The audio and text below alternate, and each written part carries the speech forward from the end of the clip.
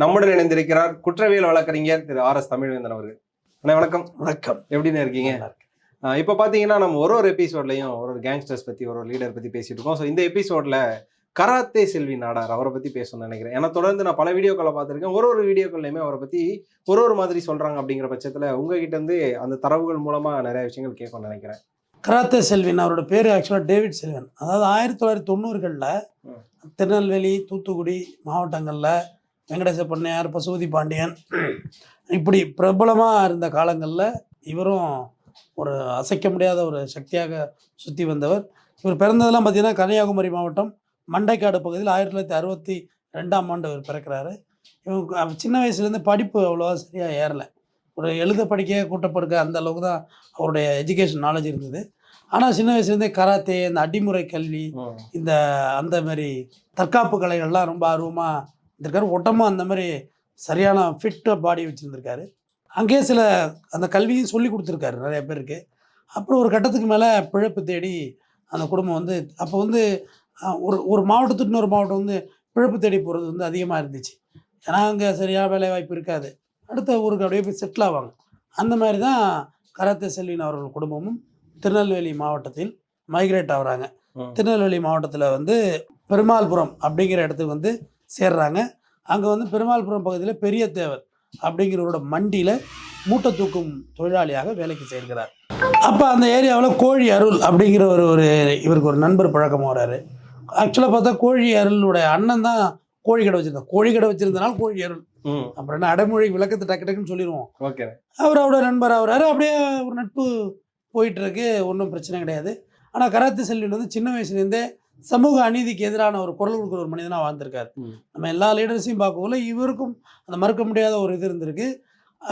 சின்ன பிரச்சனைலாம் இருந்தால் உடனே இவரை வாண்டி தற்காப்பு கலை இருக்கவங்களுக்கு பொதுவாக பார்த்தீங்கன்னா அந்த தில்லும் தைரியமும் பயங்கரமாக இருக்குன்னா உடம்பு ஃபிட்டாக இருக்கு, அடித்து தூக்கி போடலாங்கிறது. படத்தில் நடக்கிற மாதிரியே அங்கே ஒரு பாட்டிக்கிட்ட மார்க்கெட்டில் ஒரு கும்பல் வசூல் பண்ணிக்கிட்டு வட்டி வசூல் பண்ணுறது, கட்டை வட்டி, இது பேர் என்ன, அந்த மீட்டர் வட்டி, கந்து வட்டி வசூல் பண்ணிட்டு மாமூல் வாங்குறது. சரி, நம்ம ஆக்சுவலாக படங்களில் தான் பார்த்துருக்கோம். பாஷா படங்களில், நாயகன் போன்ற படங்களில். ஆனால் மாமூல்லாம் இருந்திருக்கு, நமக்கு தெரியல. பட் பிகாஸ் நம்ம தலைமுறை வந்தப்போ மார்க்கெட்டே நம்மள்கிட்ட இல்லை. சந்தைங்கிறதே அழிஞ்சு போச்சு நம்ம இருக்குள்ள. இப்போ இல்லையே, சூப்பர் மார்க்கெட் இருக்குது, அங்கே போய் மாமூல் கேட்டாலும் விலையாகாது. அதெல்லாம் பூரா ரிலையன்ஸ் கிட்ட இருக்கு. அந்த காலகட்டங்களில் மாமூல் இருந்திருக்கு சின்ன வியாபாரிகள்கிட்ட. மாமூல் கேட்குள்ள இவர் அந்த வழியாக வேலைக்கு போயிட்டு போகக்குள்ள கோவம் வந்து அடிக்கிறாரு. அவங்க ஒரு 16-17 பேர் இருக்கிறாங்க. இவர் ஒரு ஆள். ஆனால் கராத்தே செல்வின் மேலே சின்ன கீரல் கூட படலை. 16 பேர் படத்தில் போகிற மாதிரி ஏரில் போயிருக்காங்க, பறந்து அடிச்சு தப்சம் பண்ணுறாரு.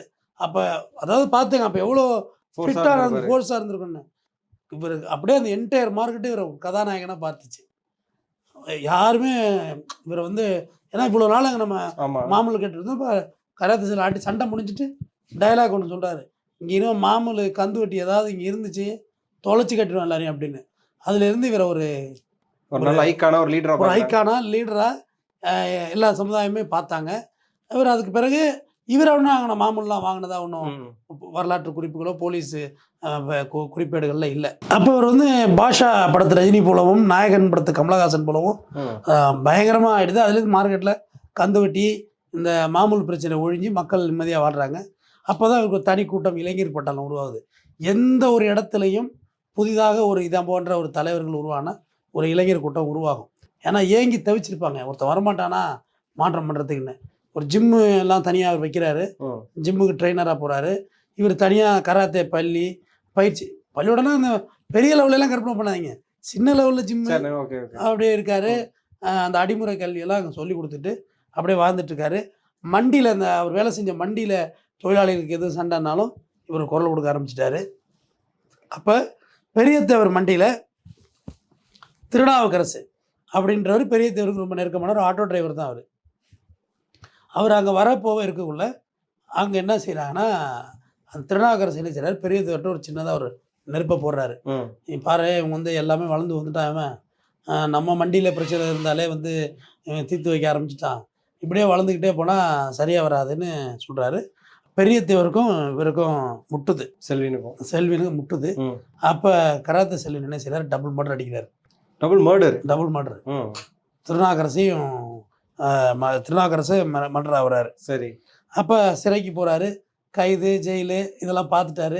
பயம்லாம் போயிடுது இவருக்கு, சுத்தமாக கம்ப்ளீட்டாக அதை பற்றியான பயம் போயிடுது. அப்போ திருநாவுக்கரசுடைய தாய் மாமன், இப்போ தான் இனிமே தான் இந்த மேட்ரு வந்து சீரியஸ் ஆனதே.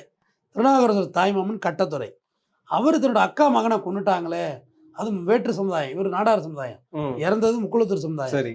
அப்போ வந்து நம்ம அக்கா மகனை கொண்டுட்டாங்களேங்குள்ள அதுக்கான ரிவெஞ்ச் எடுக்கிறதுக்கு கட்டாத்துறை தயாராகிறாரு. கட்டத்துறையும் ஒரு மாஸ் லீடர் தான். கட்டத்துறையா கராத்தே செல்வினான்னு 2 கொஸ்டின் மார்க் விழுது. மாறி மாறி மாறி மாறி மர்டர் நடக்குது. இந்த ரெண்டு பக்கம் நடக்குது. ஒரு கட்டத்தில் வந்து கராத்தே செல்வி என்ன செய்கிறாரு, கள்ளச்சாராயம் போதைப் பொருள் இது எதுவுமே அந்த ஏரியாவில் விற்க விடாமல் ரொம்ப டைட் பண்ணுறாரு, கள்ளச்சாராயம் விற்கக்கூடாதுன்னு. சரி. அப்போ வந்து கராத்தே செல்வன் வந்து போலீஸே வளர விட்டுச்சு. போலீஸ் வந்து எவரி மூமெண்ட் வந்து இன்னொருத்தரை அழிக்க ஒருத்தரை வளர விடுவாங்க. கடைசி அவங்களே அழிக்கிறதுக்கு போலீஸே பிளான் கொடுப்பாங்க. ஏன்னா வந்து இவங்களோட வேலை கொஞ்சம் சுலபமாயிடும். வேலை சுலபமாகணும், கெட்ட பேர் இல்லாமல் வேலை முடியணும்னு கராத்தே செல்வன் வளர்ச்சி ஆகிறாரு. அப்போ என்ன செய்கிறாரு, நம்ம இப்படியே போயிட்டு இருந்தால் என்ன ஆகுறது, நமக்கு தான் இவ்வளோ ஜாதி சப்போர்ட் இருக்குன்னு 1989 நான்குநேரி சட்டமன்ற தொகுதியில் நிற்கிறாரு. ரொம்ப சொற்ப வாக்குகளே வாங்கினார். வாக்கா மாறல, இவருடைய அந்த பின்னாடி நின்ன கூட்டம் வாக்கா மாறல. கள்ளச்சாராயம் ஒழிந்துட்டுன்னொன்னே, கள்ளச்சாராயம் இவர் பிரச்சனை பண்ணோன்னே, கள்ளச்சாராய வியாபாரிகளும் மற்றவங்களும் மேலிடத்தில் குறிப்பாக அரசுக்கு இவரை பற்றி தகவல் சொல்ல ஆரம்பிக்கிறாங்க. இங்கே வந்து நம்ம நெருக்கடி ரொம்ப அதிகமாக இருக்குது, இவன் இந்த மாதிரி பண்ணிட்டு இருந்தால் நம்ம எப்படி பிஸ்னஸ் பண்ணுறது, வட்டி தொழில் நசுங்கி போச்சு அப்படின்னு இவரை பற்றியான விஷயங்களை போடுறாங்க. அப்போ இவர் மேலே வந்து தடா சட்டம் பாய்ந்தது. 4 ஆண்டுகள் சிறையில் இருந்தார். 1996 தான் சிறையிலேருந்து வெளில வர்றாரு. 92 போயிட்டு 96 தான் வெளியில் வர்றாரு. வந்தோன்னு நம்ம இன்னும் தனியாக சுற்றிட்டு இருந்தோம்னா வேலையாகாது, நம்மளை ஆளாளுக்கு டீஸ் பண்ண ஆரம்பிச்சிட்டான்னு சொல்லி காமராசர் ஆதித்தனார் கழகம்னு ஒரு கட்சியை நிறுவுறாரு. கட்சி தொடங்கி அரசியல் கூட்டம் கூட்டுறாரு. கட்டத்துறை வந்து கராத்தே செல்வன் வந்து 2 முறை கொலை முயற்சி செஞ்சாங்க. ஆனால் இவரை ஒன்றுமே பண்ண முடியல, கிட்ட நெருங்க முடியல. அன்றைய காலகட்டங்கள் நான் சொல்கிறது 90 96களில் கராத்தே செல்வனுடைய தலைக்கு இந்த கள்ளச்சாராய வியாபாரிகள் மற்றும் கட்டத்துறை டீம் எல்லாருமே ஒன்று சேர்ந்தாங்க. ஓர் அணியில் சேர்ந்து கராத்தே செல்வினை இன்னும் வைக்கக்கூடாது, கராத்தே செல்வின் தலையை கொண்டு வரணும், 25 கோடி ரூபாய். அப்போ பாருங்க, சாதாரண பணம் இல்லை அது. இன்றைக்கெல்லாம் அது ஒரு 100 கோடி ரூபாய்க்கு மேலே மதிப்பு இருக்கும். 96கள்னா 25 கோடி ரூபான்னா இன்னைக்கு 100 கோடிங்கிறது சர்வசாதாரணம்.